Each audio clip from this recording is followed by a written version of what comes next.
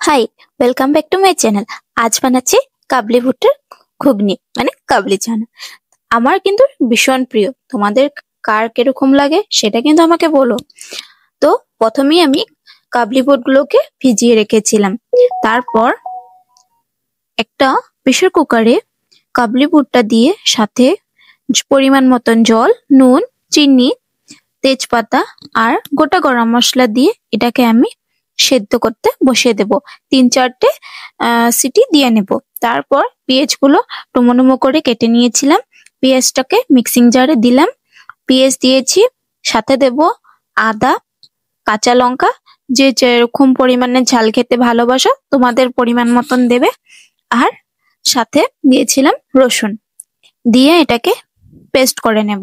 Paste করে হয়ে গিয়েছে। এবার একটা কড়াইতে তেল গরম করে নেব। তেলটা আমি দিয়েছি সামান্য পরিমাণে, মানে বেশি দিলে তো আরো ভালো, কিন্তু হেলথেরও তো দেখতে হবে, তার জন্য দিয়েছি একটু। তার সাথে দিয়েছি জিরে ফোড়ন। জিরে ফোড়ন দিয়ে এর মধ্যে আমি করে রাখা পেস্টটা দিয়ে দেব। করে রাখা পেস্টটা দিয়ে ভালো করে পেঁয়াজ আর রসুনটাকে ভেজে নেব, মানে ওই পেস্টটা, যাতে আদা রসুনের কাঁচা কাঁচা যখন গন্ধটা আসে সেই গন্ধটা না আসে, তার জন্য ভালো করে কষিয়ে নেব।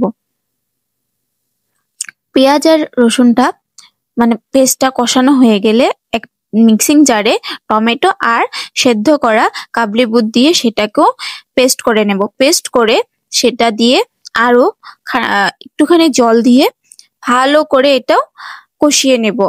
কারণ বুটটা দিয়েছি যাতে গ্রেভিটা একটু ঠিক হয়, খেতে টেস্ট হয়। তারপর এক এক করে হলুদ গুঁড়ো, জিরের গুঁড়ো, ধনে গুঁড়ো, গরম মশলা,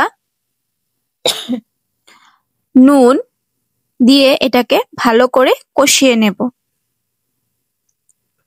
5 থেকে 10 মিনিট ভালো করে কষিয়ে নিয়ে এর মধ্যে সেদ্ধ করে রাখা বুটটা দিয়ে দেব। সাথে সেদ্ধ করা যে জলটা থাকবে সেটাও দিয়ে দেবে, কারণ ওটা ওয়েস্ট করার কোনো দরকার নেই। সেটা দিয়ে গ্রেভিটা হবে।